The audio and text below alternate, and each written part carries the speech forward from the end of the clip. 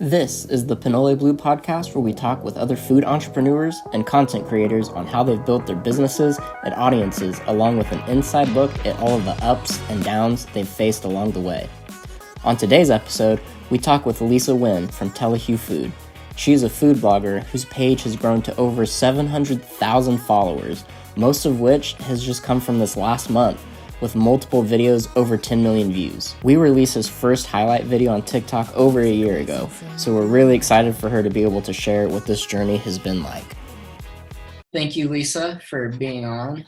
Appreciate it. I always get a ton out of talking to you every single time. We always have a lot of fun conversations, and we always do a lot of goofy, silly stuff, so it's good to go a little bit more in depth and have something that's a little bit more long form and actually have something that will be up on YouTube and, you know, people to go back instead of just like live streams and us having to answer all the same questions over and over again.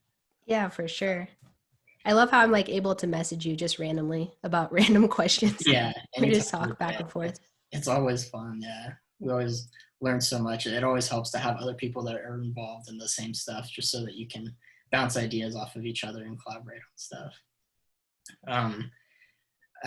So one question, 'cause, we've gotten some from people, and that I don't think we've ever went into is what were you like as a kid? Like, where did you grow up? What was what was I like as a kid? I was a tomboy. Okay. I was born and raised here in Wichita, Kansas. I don't know, I was just a tomboy. I liked playing soccer, and I was a foodie as well. I like to eat a lot of different foods, but definitely not as much as I eat now. But I don't know. I was adventurous. So you weren't very picky, like for food? You weren't like, Oh, no, not at all. We ate a lot of interesting things in the household. Yeah. So that makes sense. Were you pretty social, or were you kind of quiet? I was quiet. I was quiet and shy, for sure. But it's kind of the situation, like if you're with your friends, then you're really outgoing, but you have to get to know. That's such an interesting question. I don't think people have asked me that before. Have you guys answered that question yet? I really had to think there. Nobody's really asked us that. Went quite so far back into there, but I think it's kind of interesting. So a lot of stuff kind of starts to develop, you know, when you're so young, like the first 7 years of, you know, your age are so crucial to who you become later on. So I think it's kind of an interesting thing to see how people were as kids, like if they were the class clown or, you know, kind of what their background is, just like what your personality is from that. Yeah. I think I was probably one of the annoying kids just because I was the teacher's pet. Okay. I always wanted to like please the teacher. Mm-hmm. Yeah, at recess I'd be the tomboy, just hang out with the guys a lot. But yeah, at the same time I was quiet and shy. And you only have a older sibling, right? No, I have 2 brothers and 1 sister. So And you're the youngest? No, I'm in the middle. I have an older brother. He lives in Kansas City with his wife and my 2 nephews. And then my older sister lives out in California with my 2 nieces. One I haven't met yet. She was born in April. So, and then my younger brother, he lives in Kansas City.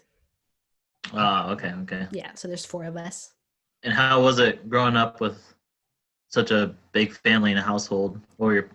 It was kind of big, but at the same time, my older brother's 10 years older than me, and then my sister's 8 years older than me. So I remember them when I was younger just as them being older, because they're in college before you know it. So it was really just me and my younger brother. We would just play imaginary stuff a lot.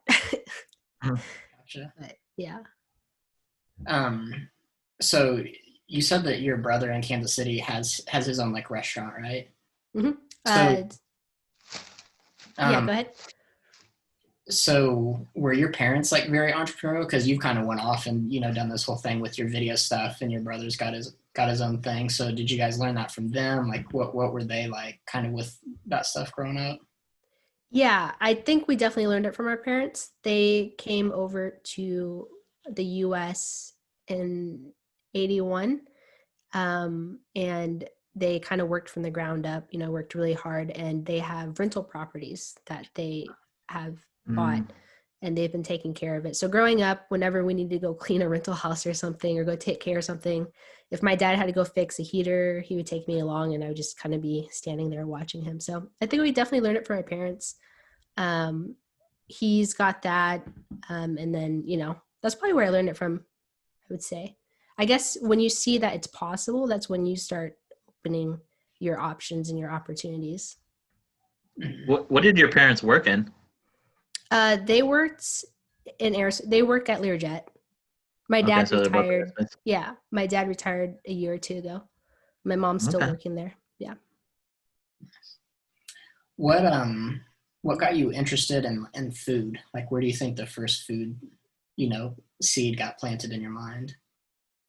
I think it was, I obviously love eating food, and it was because I was working my full-time job and I was trying to figure out something else to do. And so social media was just picking up in 16, 17. I mean, it was already established, Facebook and Instagram, but social media marketing was a big thing. There were so many restaurants, so many businesses that didn't have social media marketing. And so I thought I could do it for a couple of restaurants, which I did. And that's kind of what got me into food. I realized that's what I like to do. And then through that, I got to try a lot of different foods. And then I had like a thirst to try more foods. So did you like cook a lot when you were younger or with your family or anything like that? Or did you go out to eat at a lot of restaurants? How was the relationship with it? We did not go out to eat a lot. We cooked a lot at home. And sadly, I would help with the little things like peeling the garlic and like mincing it and stuff. But other than that, I didn't learn really any recipes because I wasn't interested in it, which I am very regretful of that right now. If I want to learn it, I need to go to my parents, but we're in the middle of a pandemic and they're older, so I don't want to see them a lot. But yeah, I need to get those recipes and learn.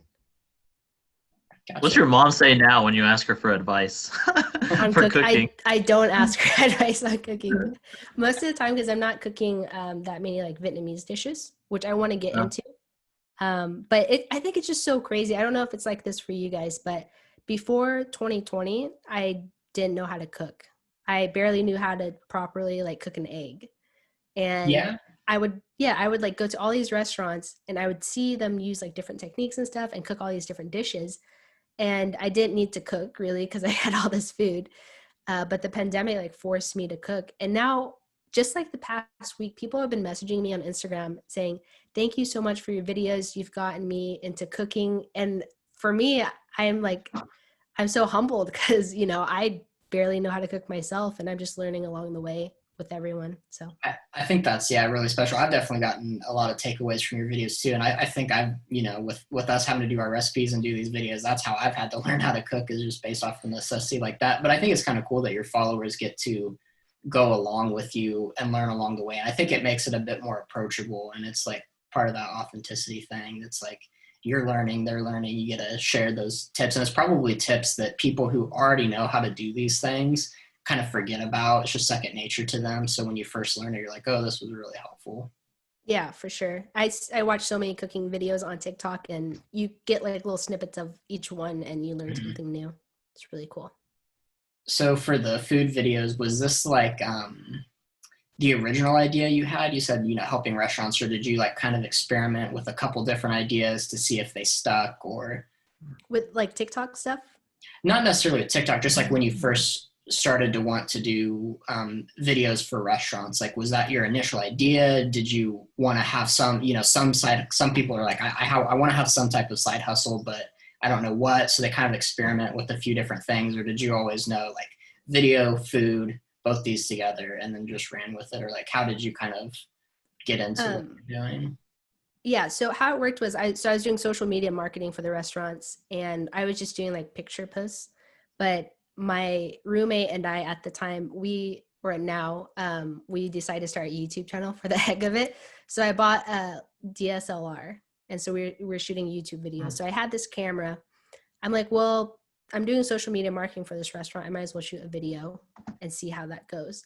So I kind of looked at some of the viral videos that were happening at that time. It was like Food Beast, BuzzFeed videos, Thrillist Food. And I kind of did a video similar to that, and I posted it to their social media. At that time, there was really no one doing that in Wichita, so the video did really well, and I really enjoyed the process of it. So then that's when I knew that I wanted to do food and video. But at that time, I was still working my full-time job, and I thought I'll just kind of build my resume, keep doing these videos, and maybe apply to one of those places. And then I think we've all had this moment, like an aha moment in the shower. But I literally, just before work, I was in the shower and I was like, wait, no one in the Midwest is doing this. And so that's when the gears started shifting, and I started thinking of a name for my business and started thinking of restaurants to reach out to. And in the beginning was tough. I had to reach out to a lot of restaurants, businesses, food businesses, and rightfully so. A lot of them didn't respond back when I was like, hey, can I shoot a free video to post, about your business? Because they had no content. So you can't blame them, because they don't know what's going to come out of it. So that was tough. So how did you first start doing the social media for the restaurant in the first place? With the picture posts and stuff? I think at that point I was just kind of trying to figure out what side hustle I wanted to do. And I'm trying to figure out why I latched onto social media marketing. I'm not sure. I think it was at a food truck rally too. It was Noble House Hawaiian. I wanted to get into it, and I was just there. I think I was a little tipsy, but the owner was serving us food. And I was like, hey, do you guys have social media? Like, do you guys post on social media? And he's like, not really. I was like, do you want someone to do it for you for free? Like, I started doing it all for free first so I could learn, because I've never done it before.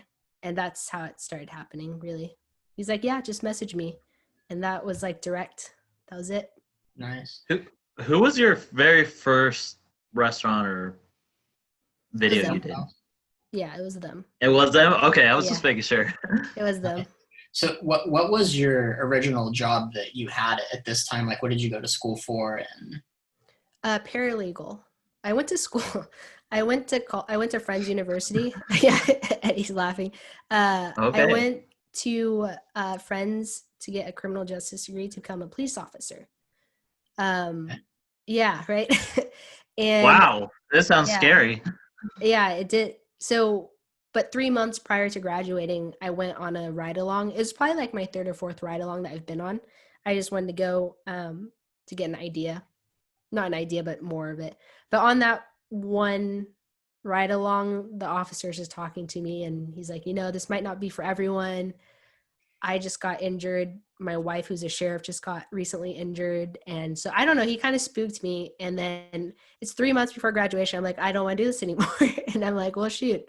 So after that, I ended up going to grad school at Friends. I got a master's in business law. And then I was a paralegal at that time up until, when did I quit my job? I think it was 19 when I quit my job, 2019, January. Yeah, that's when I quit, because everyone around me, I felt like I needed to too, because I wasn't giving 100% at work. And I just kept thinking about Telehuefood all the time. And I was complaining to my family and stuff. And they're like, it's probably time to quit. And they said, if anything happens, we can help support you and stuff. And that helped a lot. Wow. I'm very supportive. Yeah, my siblings are so supportive.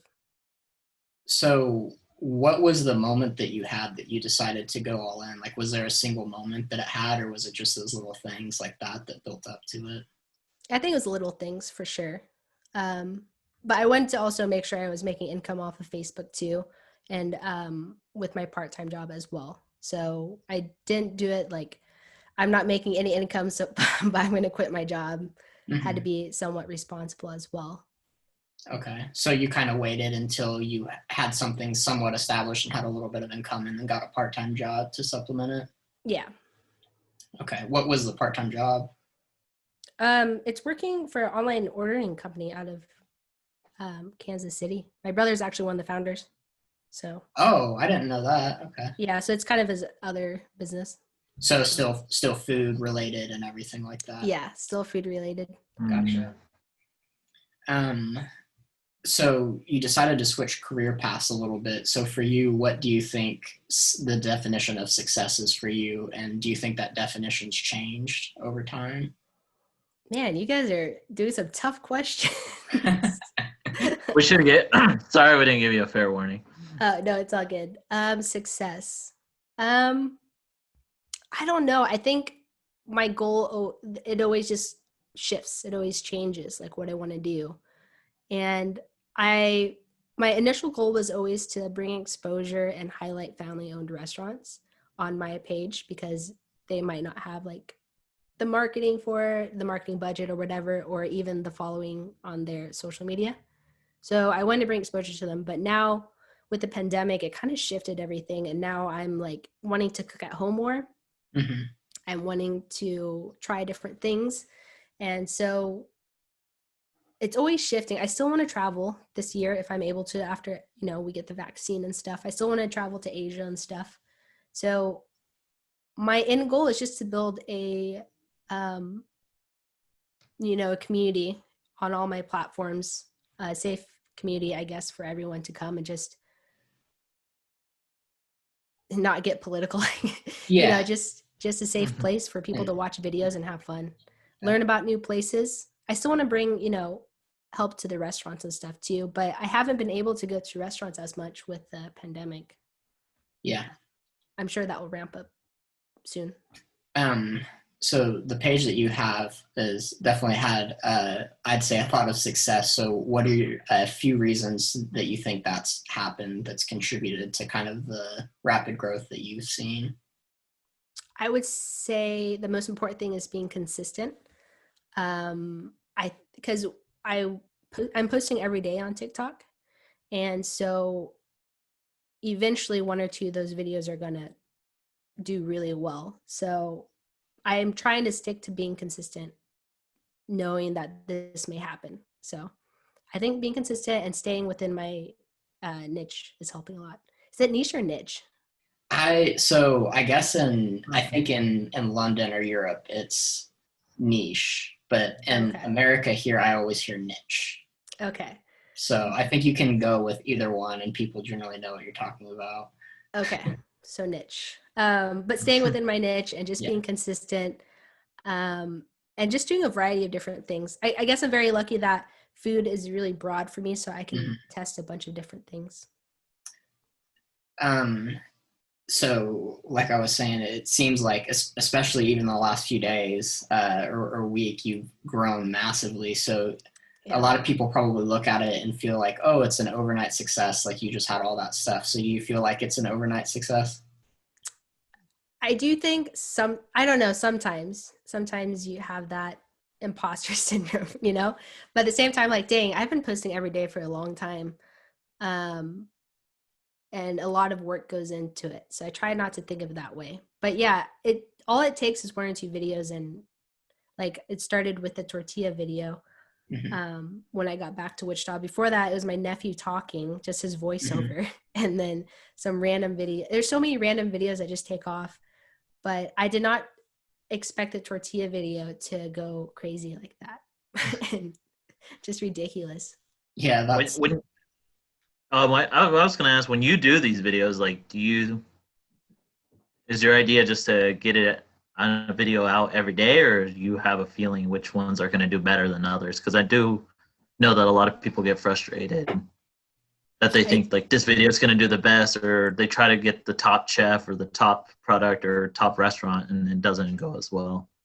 I'm getting better at getting a feeling for which videos would do well. I just never know that sometimes it's going to explode that much. Like today I posted a video. I knew it was going to do well, but I think it's almost to like 5 million views now. And I think it has to hit certain points. So you have to have a good hook, and it has to provide value, either be entertaining, or you're helping the person in the video. And lots of varying shots and a good song. Like you have to use a viral song. I think that works too. But I think if you hit like those three things, then that's when I kind of have an idea like this is going to be a good video. But at the same time, there are times I have that feeling and it doesn't work out. So who knows? Yeah. And for the overnight success thing, I definitely don't think the stuff that you've had is an overnight success, just because you've done this for years and like you built, skills working on this for so long. Like, I mean, you didn't go to school for video, you learned all of it yourself, right? Just YouTube and practice and stuff like that. Yeah, I do. I have to say I'm very fortunate that before TikTok, I was already doing these short form videos on Facebook, not as short as TikTok, but I was already used to speeding up videos to fit it within a frame. I was trying to get between 1 to 3 minutes on Facebook. So that helped me a lot. I'm very lucky to have had that little background going into TikTok, and then going into TikTok and kind of exploding, and then now recycling those videos for Instagram Reels, which is exploding now, and then YouTube Shorts. And which is sad because now I'm leaving Facebook hanging, but I have plans to start up Facebook again. We'll see. Nice. So you're kind of mentioning a little bit about the tortilla video, which definitely was exciting for us. I think it's probably at almost 14 million views now the last time that I saw it. And that was exciting because we were your first video on TikTok. And then up until recently, like the last couple of days, you've had so many videos that have been going big. But then there for a second, we were the top video that you had, I think, too, with that 13 million view range. So I was like, that's awesome. I know. I always forget that. Top viewed. I always forget that it was you guys were my first TikTok video. I remember because I was just watching TikTok. I probably had downloaded TikTok maybe a few days prior to that. And I was there shooting a video of of your tortillas, and when I left, that's when I had the idea for what I wanted, and I asked Eddie if I can come back to shoot the TikTok. But yeah, I always forget that you guys were my first TikTok video. That is crazy. Yeah, the first one all the way last year, all the way now to 600,000 plus followers, which is super crazy. Like, What was your guys' first video? Our first video, we got 500,000 views on. It was about our story. It was just like a trend that was about people's like entrepreneurship story, and just put something together, and then boom, overnight we had 10,000 followers and the 500,000 on there. And I started it because I remember you were talking about it so much. You're like, yeah, I'm posting some videos and they're just like getting thousands of views, but I don't really have that many followers and I don't know what's going on. And I was like, I have to look into this and try this thing out. And so I started playing with it, and then our first video did that. I was like, well, Lisa was right on this one. Yeah, TikTok definitely is. Yeah, it's crazy. I hope more people are hopping onto it if they're content creators or businesses. It's kind of like before when Facebook was building up. Businesses and people, they're like, I don't want to get on here, but then now they are. But now we're in the TikTok stage where they don't want to get on TikTok. Exactly, yeah. So with the video that we had with you, I mean, 13 million views is like a ridiculous number. Like, it's hard for me to even fathom that many people have seen it. And, a video like that on YouTube, like, I mean, that's a really big video. And I think everybody I've talked to has seen this video now, and like radio stations have talked about it here. What do you think? So you're talking about getting a feel for what works and what doesn't. Did you think that one was going to go that big? And why do you think that it's as big as it is? There's two reasons for this. I actually remember when I heard the sound, I sent it to you. I was like, you guys should do this, because it was a guy. The sound is a guy talking about using air fryer to make tortilla chips, and I immediately thought of you guys. But then we got the red tortilla chips and did that. So there's two reasons. It's providing value to the viewer because they're learning something new, but also it was like visually appealing because they were red tortillas. Yeah. And so I think also the opening shot, people thought it was they thought it was felt. How I shot it, I guess it made it look like fabric. So that was another thing that hooked people in, because they're like, what the heck is that? So I guess that's the third element. It's just, that was probably the hook. And, but yeah, I think providing value a lot, because it basically gave people tips on, a tip on how to make tortilla chips with your air fryer. So. And like, nobody knew how to do that. I saw that there was tons of duets to it. It was, I had no idea that I'm eating this many tortillas, and like, and people were like, wait, chips are made from tortillas? Like, how, what? It's really sad to think of it that way. But I also think your tortillas they're much more filling. I don't think they realize that it's much different than the tortilla chips that you get in a bag. The traditional ones. Yeah, because the ones that I eat of yours is like, I would have like just 4 or 5, and it was pretty filling. But yeah, providing value, because even a few days ago, I posted a video showing people how to correctly wet rice paper. And so that one went viral just because, again, it's teaching the viewer something. So I think that's really important. So if you're able to provide tips, I think that's helped the viral. I think that one's your biggest one now because it's at like 15 million. It's just a little bit more than ours, right? Yeah, I think so. That's crazy. Yeah, you've had 2 videos within a week that are like. Yeah, and then the one today, I'm getting marriage proposals. Yeah. Literally, someone just DM'd me on Instagram. They're like, "Hi, I want to marry you," and I'm just like, "Cool." But yeah, that one, it was because I think we just talked about this, but I was giving food to my neighbors, so I think people really like that. That was a great idea. I saw that and I was like, oh, this is definitely going to go big. That's huge. Yeah, so I've been really fortunate on TikTok the past month. I would say I've gotten a lot of videos that are doing well. So hopefully I can keep riding it out to 1 million. We'll see what happens. Because I've gotten 60,000 followers since yesterday. Yeah. So I've seen that you went from like 250,000 to 615 in like a week or two. Yeah. That's why I want businesses to know about TikTok. Like if you're not on there, you should be on there because you never know if that video is going to be your next video. Yeah. Could change your life. So these were some of the biggest videos. What's the favorite video that you have that you filmed? Like the most fun process or like a fun story? Like, so we've had some crazy ones that we've done that are just like fun to be a part of, you know, like scaring people and like doing all these things. Like there's just a lot of fun behind the scenes stuff that you get to do on certain videos.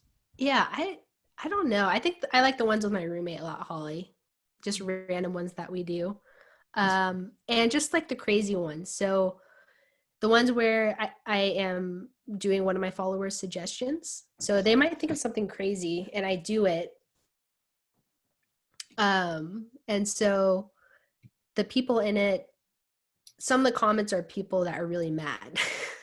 They're like, why did you do this? You know, this isn't your place to do it. So you get those people, but you have the people who really enjoyed watching it, like providing value. So it's really an icky spot to be in when you're posting food videos because you might be offending one crowd, but it's always going to be that way. I just realized like with all the comments I get, there's always going to be negative ones. And that's the hardest thing I think for new creators as they get on. They might see one bad comment and that's it for them. They're like, I can't do this anymore.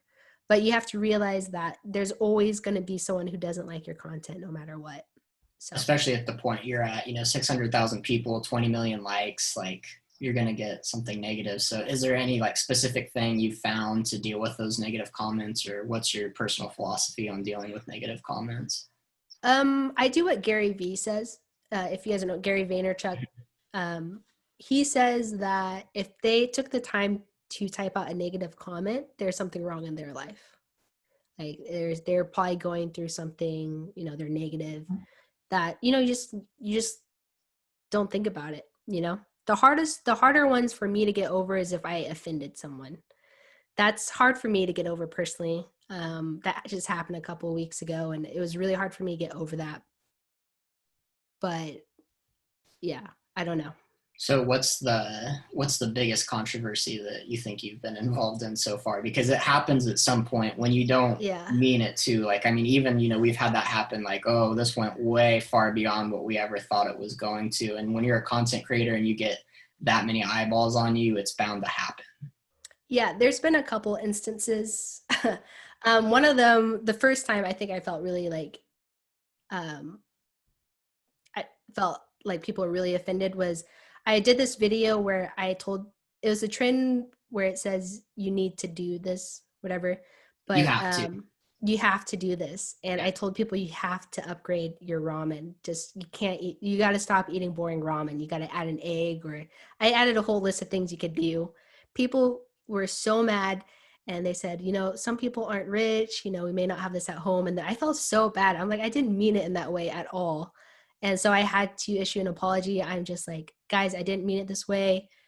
I just said, I don't think people realize that you can upgrade your ramen this easily, like instant ramen, just by adding egg, hot sauce, anything. But that was the first time for sure.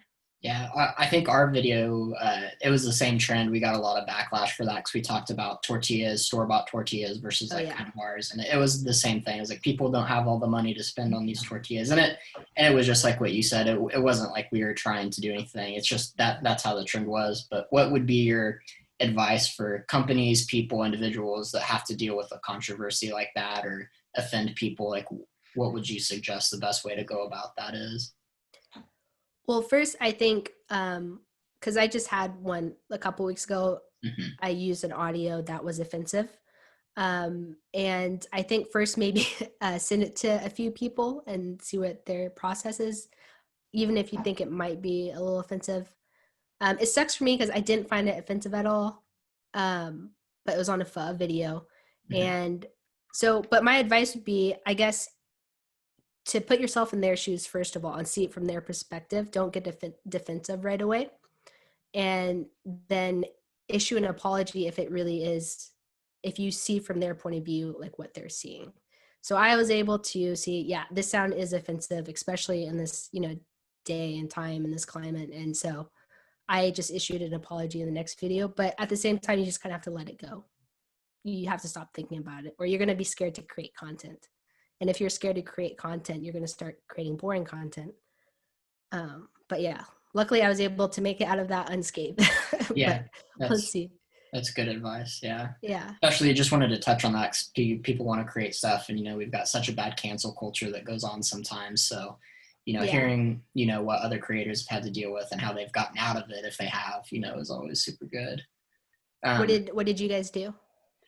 To be honest, on a lot of the stuff, we've just kind of brushed past it and just continued to create content. I don't think we've had anything that's been so damaging to where we've really needed to address it too much. And honestly, we get pretty lucky because many of our followers defend us. So we just kind of, we haven't had anything that's been super bad. So really we just leave it to our followers to kind of come to our defense. And when that happens, nice. We know that it's something that we shouldn't feel too bad about. So, we'll cross the bridge when it happens if we do have something worse that comes out. But yeah, we kind of do what you do. We send stuff off to some people, and Eddie's sister is really good with PR, and she's got a degree with all the diversity and all that, those things. Nice. We'd be sure to have her send off and make sure that she does some of the copywriting on it and make adjustments for us. So that's kind of how we go about it.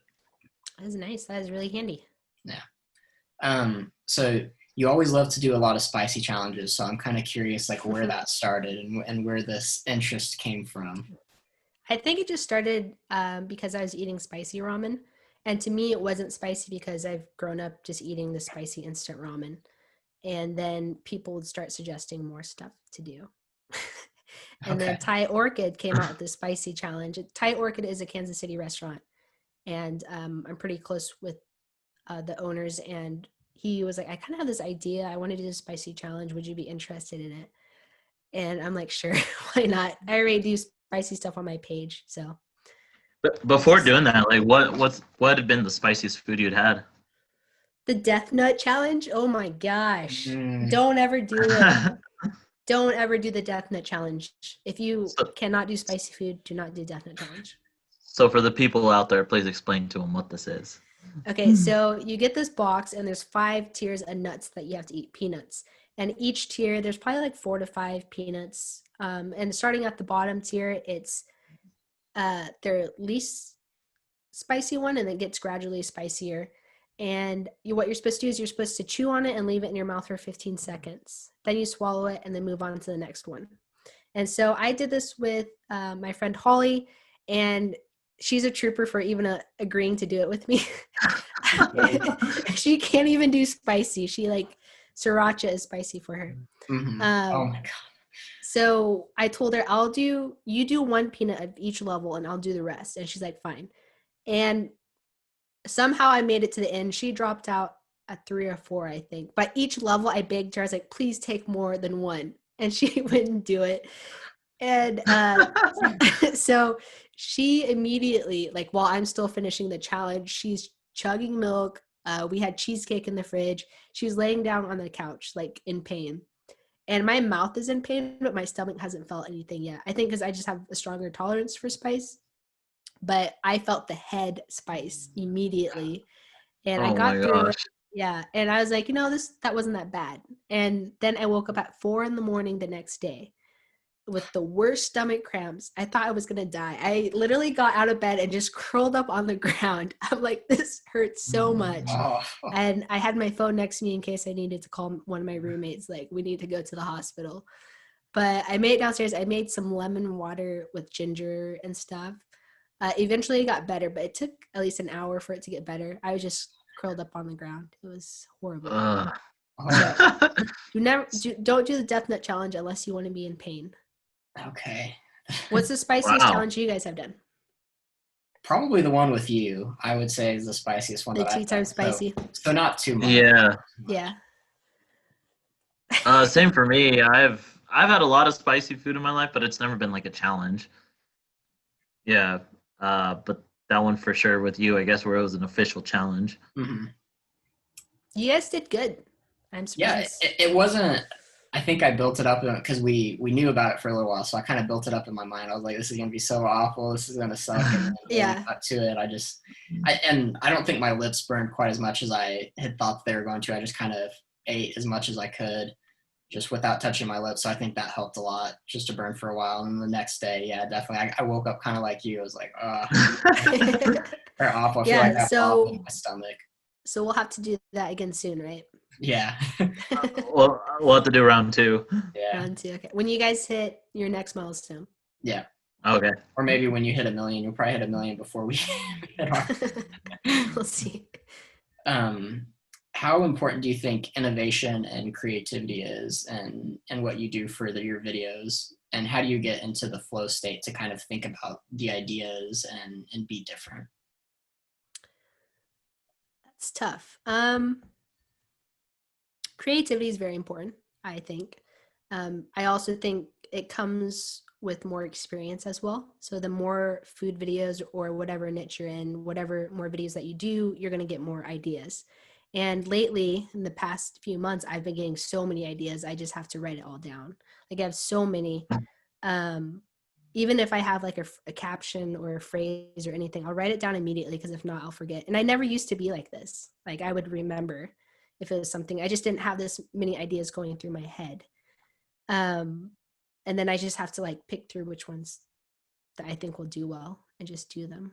But yeah, creativity is very important. Okay.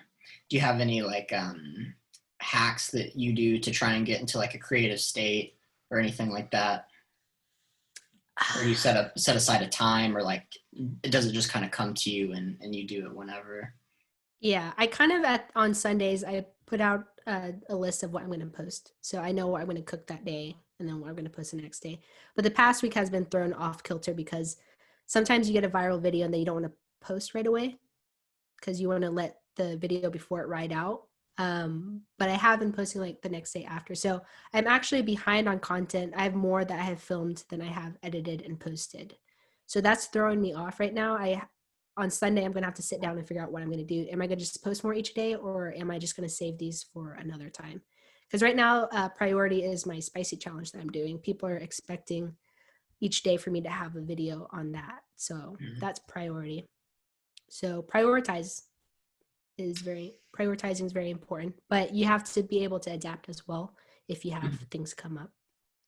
Okay. But for you, what's like your go-to for the creativity? Like, you drive around and look at restaurants? Do you check out food pages, or what clicks for you? It's probably a mix of me watching other videos, and then kind of getting like an inspiration, because something else will like come off of that. But really, it comes at me at random times. Sometimes I'm laying in bed getting ready to go to sleep and it will come to me, and then and I'm like, I shouldn't look at my phone because I'm about to go to sleep, but I need to pull it out and type in my idea. And so my Google Keep right now is just loaded with ideas and things to do. So I don't really have a creative state that I can get into. It just happens, I guess. Okay. Do you guys have a flow state? I mean, you could probably way see to around get my into it? room. Like, I think, like, I try and have an environment that's just fairly creative. Like, I've got my sketch pads and I've got like music stuff around me. So I always try and And then Eddie's showing you that was our like little brainstorming session. I just read a book over here. It was called Ingenious. It's about creativity and stuff like that. So I've always been a fairly creative person, so I always try and do little things like in the morning, you know, I'll try and do something to get me in that state a little bit. Or if I take breaks, I try and do creative things like music or drawing or something like that, just things that kind of will feed my mind to be a little bit in that state. And then like you, what I used to do is just like sit out on a hammock on Sundays, and I would think of ideas, and then I would try and lay out, okay, this is what I'm going to do this week. But kind of like you, like if something came up, like it would do really well, I'd try and double down on that. And then watching a lot of other videos, like, you know, great artists steal. So like I'm always, you know, going through the internet and trying to pick up little pieces. Like if it's little editing things, like the infinite loop was very pleasing to watch. Or if it's like a story structure, or like, you know, like the sound or something like that, I always try and get those from other people, because you do want to capitalize on trends a little bit. I know a lot of people on TikTok, they say, you know, just do whatever's popular, but I always like to try and change it a little bit too, and try and find a way that we can spin it. So yeah, I think that's one of my downfalls right now, is that I have all these ideas, and it's like for my YouTube page and my Facebook, like the longer form content. And I'm like, I'll get to it, you know, I'll get to these ideas, but then a trend pops up, and this idea is more like important to me. More ideas. I gotta do this. I'm like, this is trending now. I have to do this now, or else, you know, it won't be as popular. Yeah. Like literally keep going. Sorry, go ahead. Okay. There's a tortilla trend going on 2 weeks ago, a week or two ago. And I saw it happening. And at that time, there's less than like 40 videos using that hashtag. And I had been using a lot of rice paper, so it just came into my mind that I need to do this. But I had the idea at 10 p.m. the night before. The next day for lunch, I ordered the food, and like I had to do it. But at that time, I also had like 2 or 3 other videos that I needed to do. Mm-hmm. But I ended up doing a tortilla video, edited it, and posted it. And it became the top video of that trend. And so it pays off, I guess. But at some point, I'm going to need to go to those ideas to build my other platforms too. I mean, I feel like TikTok, I don't know if I should wait until TikTok slows down for me, or if I should just do it now, but we'll see. Yeah, who knows, maybe you'll get to a point where you start have to getting other editors and stuff like that. I think you might have to do, because even for me, I've got a list of probably 100 videos that I want, but then a new trend pops up, and then we have to be on there, and getting on those trending pages, like to be the top one, definitely helps. We've done that for small business and for Hispanic heritage and all these other ones that, you know, and those always result in a significant increase in followers, and then even like media outlets reaching out to you and stuff like that. And sometimes I get like so many ideas that I get overwhelmed, and like that's why I have to make the list of what I'm going to do in the week. I'm like, okay, which ones are like the top ones that I have out of this list of 100 that I think are going to do really well. So it's just kind of like combing through the ideas and learning how to have an idea and be like, okay, I have to throw away this idea, which is really hard sometimes. Or even in editing, you're like, I love this clip, but I can only use like a third of a second of it.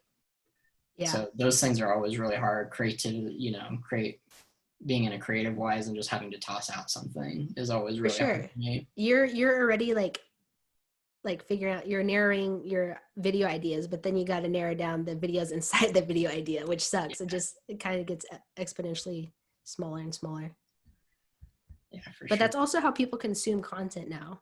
Like it has to be quick. If you're going to take a long time to talk, or if you're going to take a long time to get your point across, like people are gone within a sec, especially in this TikTok day and age. Like people are just going from video to video. If you don't have anything that they're interested in, then it's gone. It sucks. And that's something you have to learn how to do, is like, you've got to narrow down the video as much as possible and kind of take your ego out of it and just be like, okay, I need to be as concise as possible. And like, people might not care about these 5 things that I want to have in there. For sure. Do your sales go up whenever you guys get like a viral video, like your online sales? Generally, they really shoot up a lot. Like when we first had, our first video that did really well, our very first one, the 500,000 one, video number 1, we immediately started getting a lot of traffic and sales from all over the country, which was wild. It was like, wow, now people are using our website and they're ordering from all over. And then a little bit after that, we had the one that went to 1.8 million, almost 2 million, and our sales were crazy from that. And then BuzzFeed got a hold of the video and wanted to do something, and then that was probably like 9 million views. They posted it on BuzzFeed, Tasty, on Paralike, and all that stuff. So for a while, it was overwhelming. We went from us to 8 employees pretty much, because we just couldn't keep up with everything, and it just grew so massively quick. And I remember a time when we got one of those viral videos, and I think for like 6 hours, me and Kate and Eddie were just printing out labels, and it was one of the worst experiences of my life. And I was like, I can't do this anymore. I physically cannot do this anymore. Dang. So we've definitely been there. So those viral videos, yeah, go crazy. That's good. I'm glad you guys have the online store set up for that. Like, you guys were perfectly set up for it. Or were you guys set up like right at the beginning? Yeah, Okay, we had everything set set up, and we've refined the website and made changes and made sure that it's better now that we have so many people using it. But yeah, I came from an e-commerce background and a influencer marketing background, so like I knew that like eventually we really wanted to have a presence that was there, but until the circumstances of the pandemic, buying food online was a little odd, so we didn't do it quite as much. And then all of a sudden, we were shipping out frozen tortillas all over the nation, which is pretty unheard of. That's awesome. Proud of you guys. Thanks. Aw. And it's all from really help from a lot of creators like you too. Like, we've been really fortunate to partner with a lot of other people, and having people as our advocates like that helps tremendously in ways that are so valuable. Yeah, I mean, it also helps that you guys actually have like a product that, I mean, it speaks for itself too. It's not like a gimmick or anything. Like, your product. That's interesting. sells. Yeah. It's healthy. It's, you guys got a good story. You guys are helping out I can never pronounce the name of this tribe. So I'm just going to let you guys do it. But yeah. Yes. Yeah. Thank you. So speaking of storytelling, how do you kind of do, or how did you learn how to do storytelling, and how important do you think it is? Because for us, storytelling is everything. I learned it from consuming content, probably. Again, watching TikTok videos and watching YouTube videos. Definitely, I learned a lot from that. And again, learning how to be concise as well, because there's a lot of story behind everyone. And there's a lot that you can tell, but like you said, you have to be concise and get that narrowed down. And so I think I've gotten just a little bit better at storytelling, and also typing out the voiceover before you do the video or while you're doing the video helps a lot as well. So that way you're not doing the voiceover as you scrub through the video. I think a lot of people are doing that, and it's really hard. You gotta type it out first. And then that way you could also like clean it up as you go. Has it been a change going from telling a lot of other people's stories with the restaurants to having to do more of yourself and day-to-day things? Yes, that's a big change. It was really hard in the beginning, but again, TikTok helped me get to this point, because with my vlogs on YouTube, I had trouble because I hated holding the camera out and like showing me, and sometimes I didn't like how I looked or something, just something small, like, or how I talked. And I was like, I can't use that video. But then I started doing voiceovers on TikTok, which led to voiceovers on YouTube. So, and I had the courage to do the voiceovers on TikTok because everyone was doing it. It also took food pages from being like the person behind the scenes, just showing food, being able to do a voiceover connected the person more to that video, and it helps them follow your page, I guess, make a connection to you. But I'm very fortunate for that, because then I started doing voiceovers for YouTube. Now I can go back on a video that I shot 2 years ago and do a little storytelling, tell about this visit that I had to this Mexican restaurant, or, whatever restaurant. What was that process like for you, having to try and get yourself kind of attached to the brand a little bit and be in front of the camera? Because I know even for me, like, it's super weird. It's something that I've done more, because I used to just do stuff with Eddie, and now I've started to get myself into it, and it's always a big change when you have to put yourself out there. So is there any like thing that you found that works really well, or advice that you've had for others trying to get in front of the camera? First of all, Eddie deserves an Oscar. I've seen some of the videos, and Eddie, you go all in on those videos. Just for the crazy ones, or for which ones deserve the Oscar? I mean, there's a few that I can think of. Just one recently, like you were all in. It was just so funny. But any advice on it? It's tough. I have to admit that. I always wanted to be behind the camera and highlight whoever was in the video. But I was like, if I wanted to grow, because we all come to a point where we're not growing anymore. But we know what we need to do in order to grow, but we're stuck at that point. So I was there for a little while until I started realizing that other people were growing and I was being left behind. And I'm very competitive, so that brought out the competitive side of me, and I'm like, I need to be on their level. So that required me opening up, showing my face, doing more voiceovers, and things like that, and opening up. I've shared some pretty personal stories on TikTok as well. But I think that helps build a connection to your followers, and also helps them see kind of inside you and show that you're relatable, that you're not just a media company. This is not just a job to me. It's something that I enjoy doing. So. Yeah, I mean, Eddie, I think he's gotten used to it. Kind of like you, I filmed him for years now. The very first video we did, I remember he was so nervous he had to drink like a 6-pack of beer just to be in front of the camera. So we came a long way from where we were at. I think a lot of it's just exposure therapy, Yeah, it's absolutely true. The first one, took a lot of retries, and you just get more and more comfortable with it. And then we get to the part now, I think, that Kyle will like write a script or something, and I'll kind of look it over, and I was like, just put it in my own words, and it kind of just comes off better. And like you said, it just comes off more natural. And just the being loud and obnoxious, I think that just comes with me naturally. So I think Kyle being able to record that has just been very fortunate too.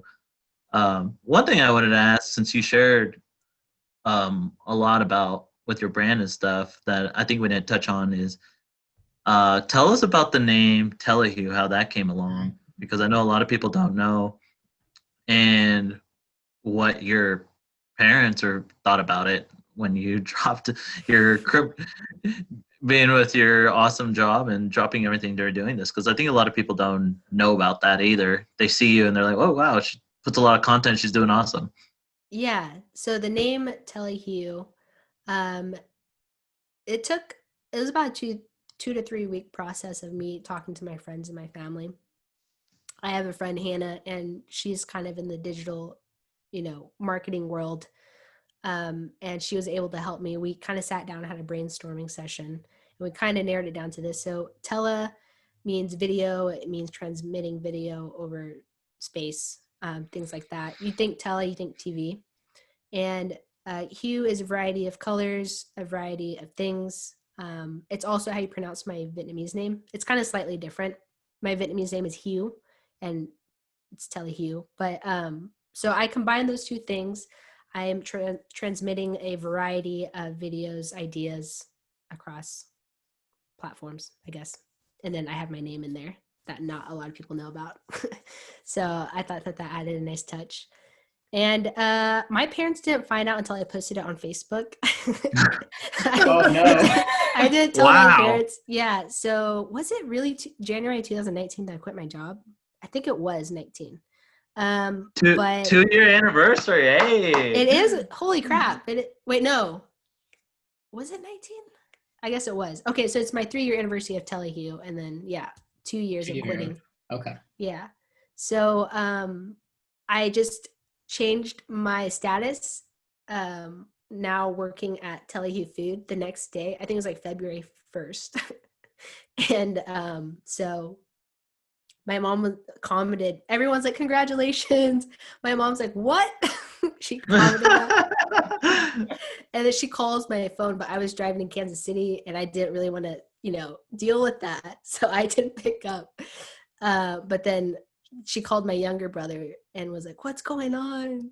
But eventually I told them, and they were scared. They're like, what about your 401k? What about your insurance? They think about those things first. As an Yeah, underage, yeah. I've already gotten it all taken care of. I'm figuring it out. So that helped a lot. And I think now them seeing that I'm really enjoying what I'm doing and I'm not, in a ditch somewhere, I'm doing fine. I think that helps reassure them a lot. But it was tough. But I had gotten out. It helped a lot that I had moved out prior to that, like 3 or 4 years. And that helped a lot. Because if it was like me still living with them and doing all this, they wouldn't have been able to deal for sure. How about you guys and your parents? I'll let Kyle start first. I mean, mine, I'd say, I don't know. I've always kind of went off and done crazy stuff a little bit. And I had the engineering job and the internship and everything like that. And my parents were pretty traditional, like blue collar workers and stuff like that. So I think they definitely had like security is a big thing with them. So I think that it's just a whole nother mindset, like not something they're used to at all. Like, it's just kind of like what about the security, the consistent pay, the insurance, how are you going to be able to do this? What happens if it doesn't work? They're constantly worried about if things are going well and stuff like that. So I think it's just a totally different lifestyle and mindset shift. And even to this day, I don't think they even completely understand entirely what I do and how it all works and everything. But I've been moved out for a while. I've always been fairly independent and kind of off doing my own crazy thing. So I don't know. I'm just like the second trouble child, like the stereotype is. That's awesome. Yeah. I mean, I had moved out because I'm from a little town outside of here. So I'd moved to the dorms. So I was kind of living on my own, but I think same thing as Kyle. I was a finance major and I had internships at a couple big companies and a couple accounting firms. And, when you're the son or daughter of immigrant parents, they always want the best for you because they come here, with survival mode and don't want to see you working. And my mom's dream was just to see me sitting in an office and not working. But when the first time I told them I was going to when the first time I told them I was going to start, the idea, they thought it was crazy and they're like, okay, whatever, just go with it. And once I saw it kind of coming along and then I was like, hey, I'm going to do this full time. They're like, are you serious? And I was like, yeah. But it took, I think, a couple deep talks finally with them. And I was like, hey, like, this is actually something I enjoy. And I think I want to at least give it a try. And kind of the same thing with what happened with you happened. They were actually supportive about it. Finally, when I got to talking to them and they're like, hey, if all comes to fail, you just start back over. And we're like, we know you're hardworking, so you can easily pick up another job. But yeah, at first they thought I was crazy. I mean, I even think about it myself. Like if my son comes in one day and says, hey, I'm quitting my job and I'm going to start grinding corn the rest of my life, I think I would double question it myself. So yeah, man, and it just shows like also a big shift in mindset. Before 2000s, being an entrepreneur, sucked. No one wanted to be one. It wasn't an option. Everyone was like, you go to school, you graduate, you go to college, you graduate, and you have a job, and you have that job for the rest of your life. And that was it. But now with this digital age, being able to connect directly to the consumer, B2B, like everything is so easy now to connect to who you want to, that being an entrepreneur is so much easier. And I think people are going that way a lot more, especially with the pandemic. I think, yeah. Unfortunately, a lot of people lost their jobs and they had to figure out what to do. But I also think that being in the digital age helped a lot. Yeah, that's one reason we kind of wanted to do this, is so many people are interested in, creating their own content or doing their own business and stuff like that. And yeah, like you said, I think search results for LLCs for businesses are up by like 500,000 or something like that. A ton of people are doing it. So we kind of wanted to talk with other creators and other entrepreneurs and just kind of show the side of things that you don't normally get to see, or how to make that mindset shift. It's like, I've got this job, I've got this 9 to 5, I'm in comfort. How do I make the change and go somewhere else. So I don't know if you have any thoughts on that either. Like, how did you change your mindset shift? Because, you know, we all have to go from that 9 to 5, you know, comfort to taking that big risk. I think it wasn't really a comfort for me anymore. It was more of a chore. And I was so complacent. Like, in my mind, I was like, is this really it for me? I think you have to have a lot of things. It can't just be a one-day thing where you're like, I'm sick of my job, like on the first day, and then you're like, I can't do it anymore. This was happening for like 6 months to a year. All I could do is think about Telehue.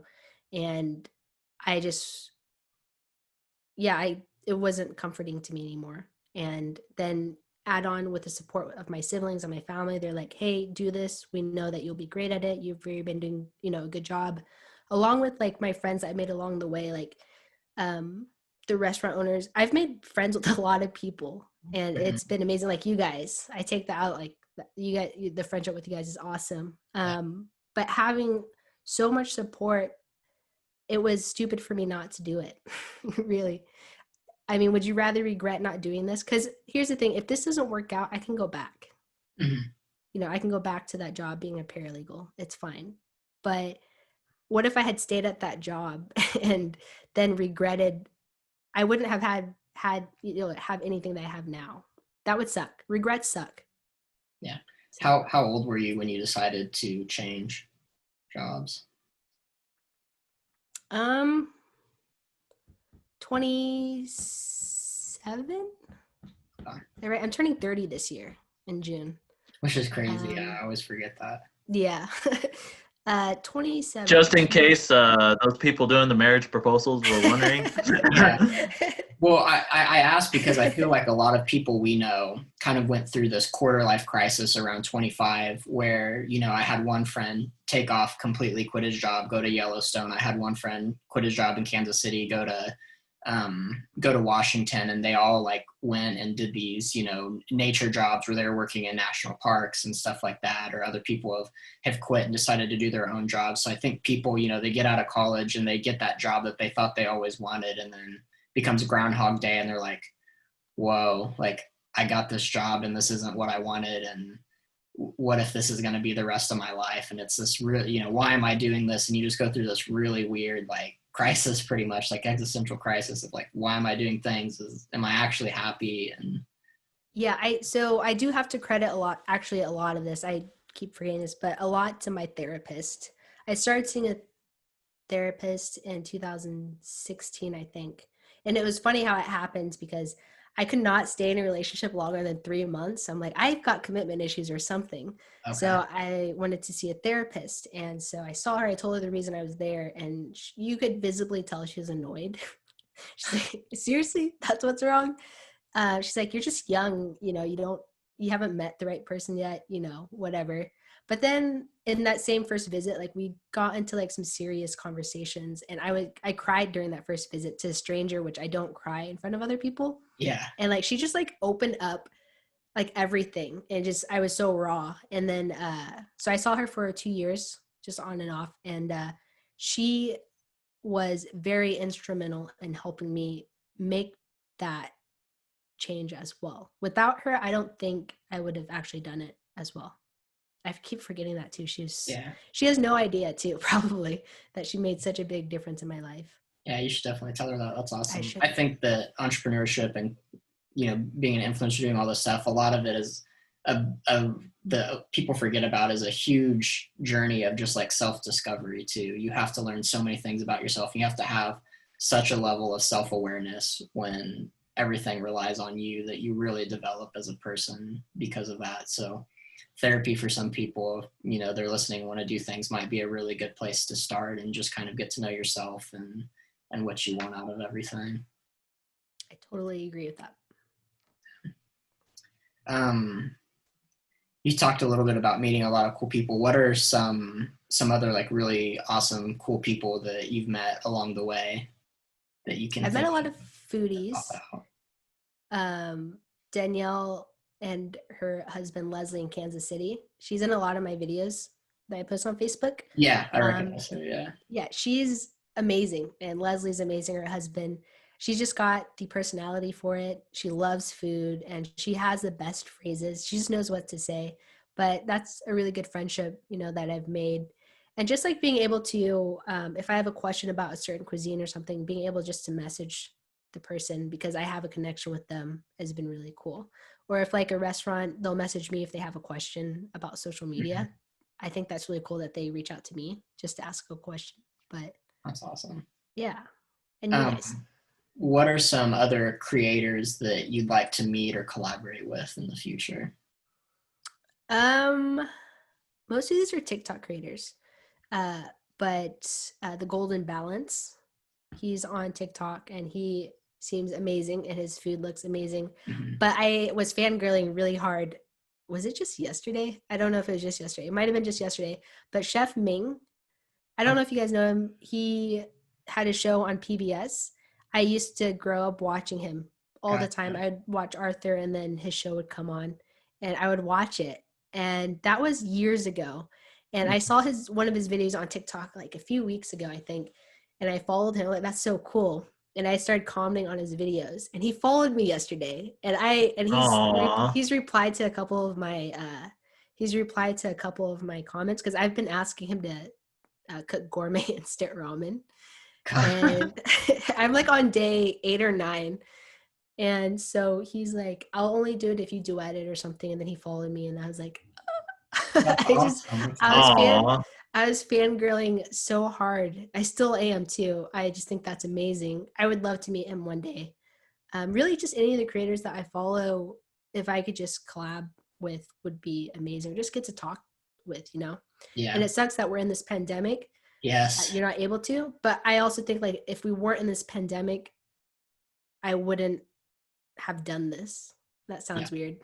I'm just really fortunate to be one of the ones that have been able to do well during it, luckily, and stay healthy.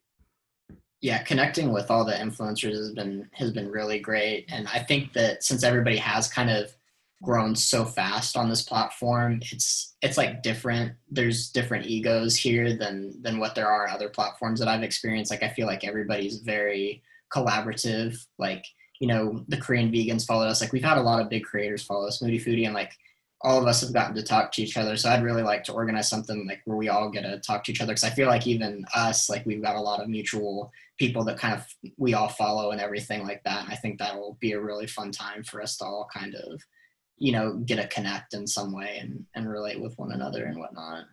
Yeah, I would totally be down for that. Yeah, the Korean vegan, like I love her videos and she's always got great stories to tell. She's a great storyteller.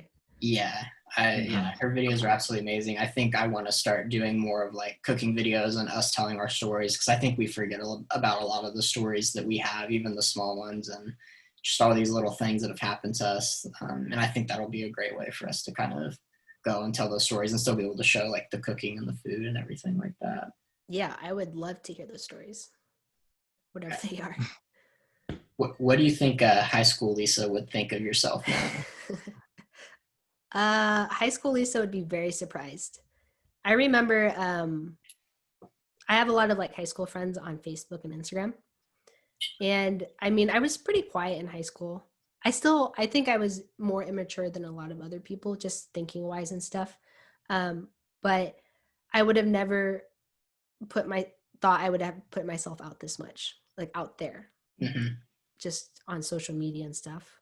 I think she would be very surprised at where I'm at now. I remember this was all a secret for the longest time. I didn't want people to know about it because I just felt like people were like, oh my God, she's doing a video about herself or something. It was my own insecurity. I'm thinking that me posting this, showing like I'm doing a vlog on YouTube, they're like, she's so into herself or something. So that for the longest time, I wouldn't share it on Facebook. But then I started realizing that that's stupid. I'm proud of what I'm doing and I'm going to keep doing it. So nice. Have you, we have a pretty significant less following than you, but there's been a couple times where I've noticed that people have seen, noticed who we are. Have you ever been recognized before? Like City or Wichita? 'Cause I mean, you do have a pretty big Wichita audience too. Yeah, but I don't show myself as much as you guys in your videos, I think. But one time I was donating platelets, and one of the technicians, she's like, "Hey, are you that foodie?" Granted, I was wearing my shirt, my Gotcha, sweater at the yeah. time, but she recognized my face, and I was like, "Wow, okay." That's the only time, really. Okay. Just curious because Oh 600,000 wait, followers is actually, quite a bit.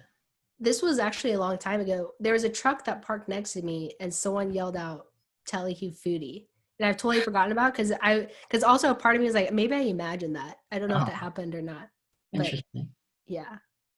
Yeah, I'll be interested to see once the pandemic happens and you go out and do your stuff, how many people will start to kind of notice you. Because I mean, Yeah. we've probably got a total of like a little over 200,000 on ours, and multiple times, we've had people been in Kansas City be like, "Oh, I love what you guys are doing" and stuff like that. Or I Dang. think Eddie's sister was out on a hiking trip, and they were like, "Wait, what? You know Pinole Blue?" And she's like, "Yeah, that's my brother." So it's just been like little things like that where I'm like, wow, people actually recognize stuff that we do, and it's always surreal. Or I think we were at a restaurant one time that we filmed a video, and we heard people talking about it in another booth, or I'll be somewhere doing videos, or I'll hear somebody talking about it. It's just like, whoa, this is That's crazy. amazing. You guys are celebrities.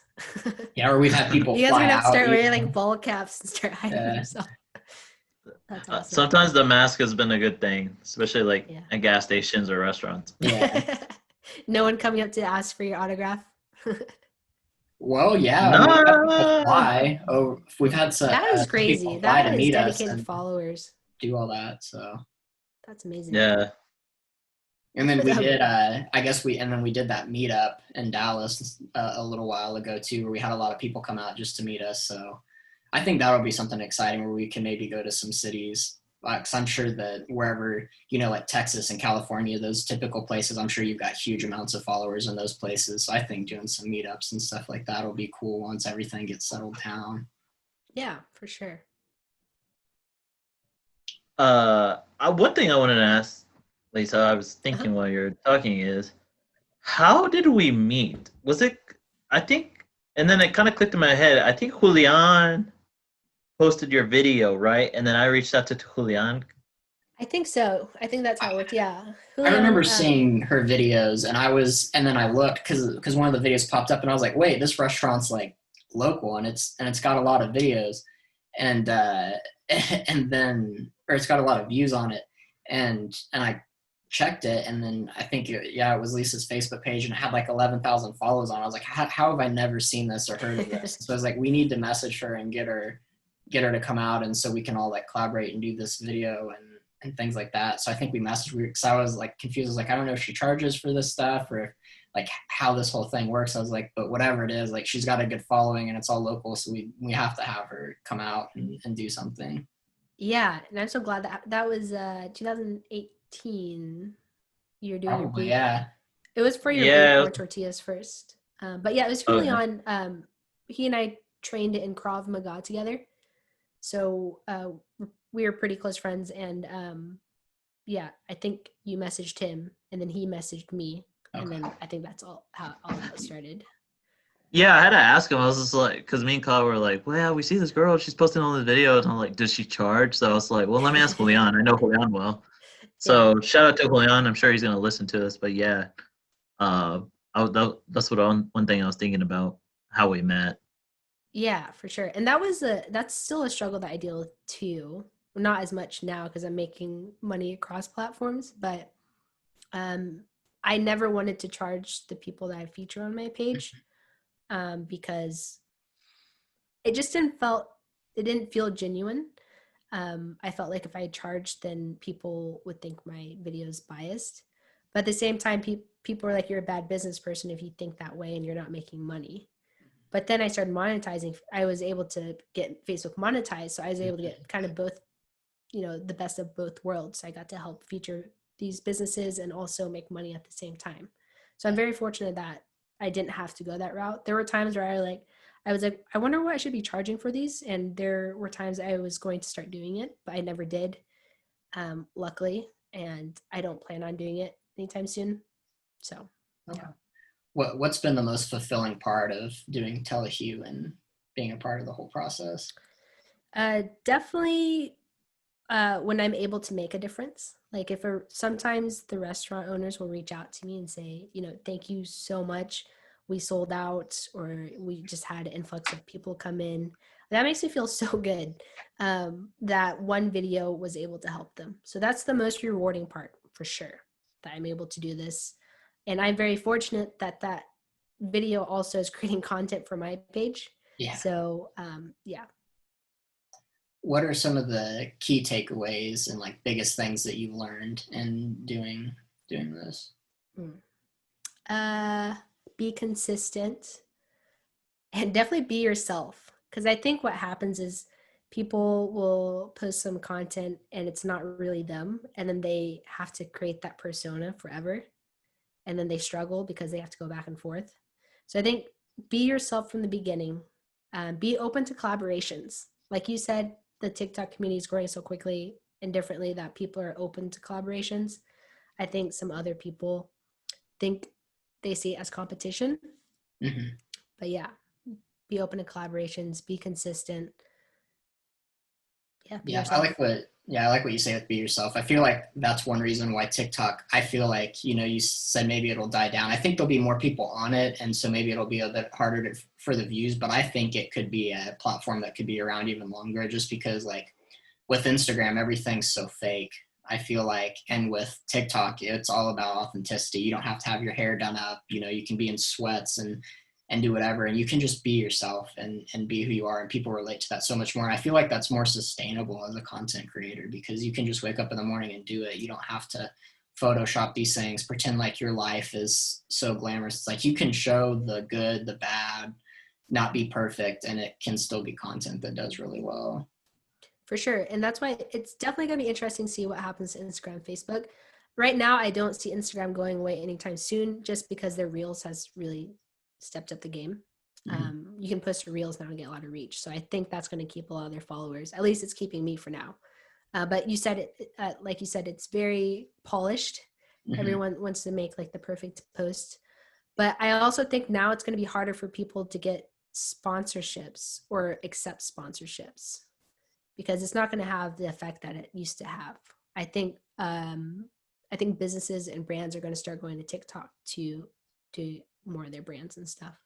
I hope they do, because I mean, as a content creator with you on there, having 600,000 followers is a crazy amount. If you had that on YouTube, you'd be probably making over $1 million a year on it. And with TikTok, like we know creators that have 2 million followers and they barely make a dime off of anything from TikTok, which is crazy that you can have that level of viewership, and not make anything, and somebody can have a fraction of that and just be having so much more than that. So I hope that in some way that some of these creators that are on there start finding a way to be able to make a living out of it. Yeah. And I think a part of that also is why it's important to find a niche. So the right brands find you as well. I'm in my head, do you guys know why Vine died? Vine died because Twitter bought it. Oh, okay. Vine was a really good platform, and I was big on Vine for a little while. I had 100,000 followers on it. I did a lot of Vines. I did it with Twitter. Like I had millions of views on there, and so I was definitely very sad when it died. And I was just kind of getting started on the platform, so I didn't start transferring over my audience. So it was just kind of having that and then having it disappear. So that's kind of why it's important to be in as many places as you can be and try and transfer your audience, because once that went away from my personal brand, that was kind of, I had another Twitter account and stuff like that, but it wasn't quite like there. And now we've got, things like Instagram Reels. So it's like, okay, if TikTok dies, we still have some other outlets. So things are developing a little bit on there, but. And we've had a couple of TikTok scares. Yeah. With the ban and stuff. It's like, which dang, we just got people. started. Yeah. To start diversifying on other platforms. Yeah. What would be your final piece of advice for people listening that want to get involved in being a content creator? My final advice. I think the most important thing is provide value to the end user. So whatever you're creating your content on, you have to figure out and make sure that that's providing value to the viewer somehow so that they stay connected with you. provide value. Locking in the answer. Awesome. All right. Well, thank you so much. This has been quite a long podcast. We always get carried away talking with you because there's just so much that we could talk about and so much more too that I want to ask, but we'll end it here for this time and save a little bit for the next one. So thanks so much for being on. I always appreciate getting your insight on things and hearing your story, and especially seeing how far you've come. It's been a crazy ride, and especially in the last week, I hope it continues to grow as much as it has. Likewise. Thanks for having me on. I enjoy watching your guys' growth too, and your videos and everything, and your product growth. It's freaking nuts. Awesome. Thank you so much. So we'll see you Thanks, Lisa. See you guys.